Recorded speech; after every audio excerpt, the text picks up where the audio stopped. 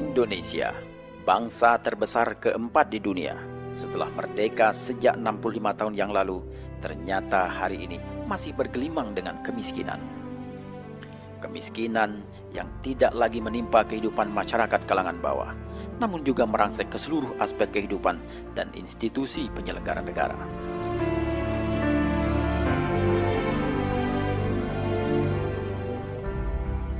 Di negeri kita, pengangguran meluas ke berbagai lapisan, bahkan menimpa mereka yang telah berpendidikan tinggi. Banyak anak-anak bangsa yang terpaksa mencari pekerjaan ke luar negeri karena sulitnya mencari penghidupan di negeri sendiri. Di sisi lain, perlindungan terhadap anak bangsa tidak bisa diharapkan oleh anak bangsa yang membutuhkannya. Jaminan sosial untuk warga miskin dan manula tidak mampu diberikan oleh negara.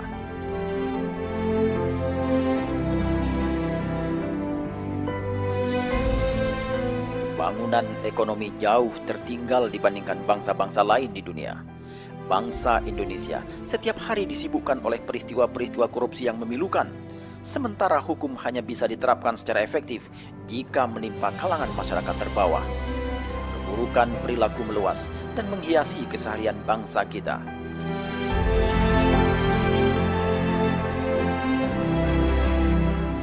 Di satu sisi, sumber daya alam yang sangat berlimpah milik bangsa Indonesia telah dikuasai oleh asing.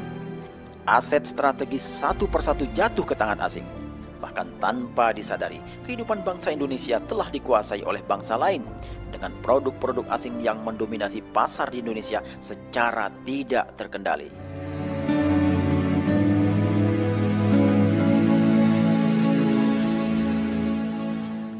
Bangsa Indonesia hari ini hidup di dalam kemiskinan, saling salah menyalahkan, sementara terus rela mengorbankan nasibnya untuk memperkaya bangsa lain.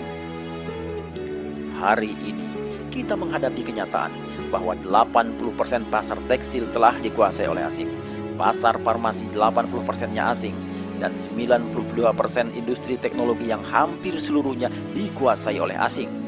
Telah menunjukkan bahwa kita tidak berbuat sesuatu yang semestinya untuk negeri kita sendiri.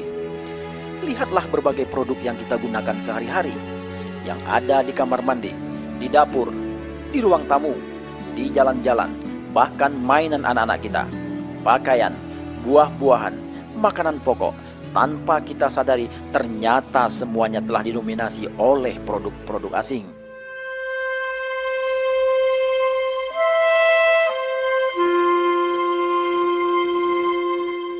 Anak-anak bangsa semakin sulit berusaha di negeri sendiri.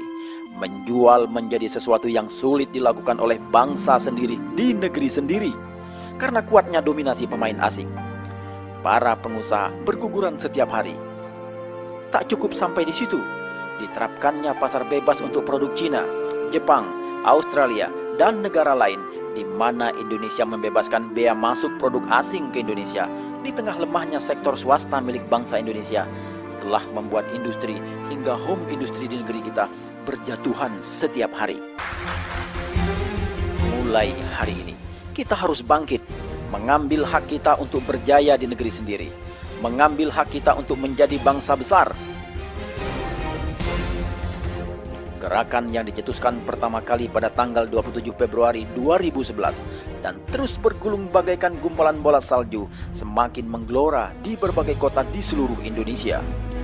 Mulai dari ujung barat Sumatera, di Medan, Pekanbaru, Bandung, Jakarta, Pekalongan, Semarang, Yogyakarta, Solo, Bojonegoro, Malang, Pasuruan, Surabaya, dan di seluruh pelosok Indonesia. Beli Indonesia bukan gagasan segelintir orang, bukan pula gagasan sebuah kelompok masyarakat. Beli Indonesia adalah sebuah nation anxiety, sebuah keresahan bangsa Indonesia yang telah lelah melihat keadaan bangsanya. Beli Indonesia adalah keresahan semua komponen bangsa, keresahan para pengusaha, para alim ulama, birokrat, mahasiswa, dan masyarakat Indonesia seluruhnya. Beli Indonesia adalah perjalanan menemukan jati diri bangsa Indonesia, membangkitkan keyakinan bahwa bangsa Indonesia adalah bangsa besar dan menumbuhkan pembelaan terhadap martabat bangsa, serta pembelaan terhadap kejayaan ekonomi Indonesia. Indonesia!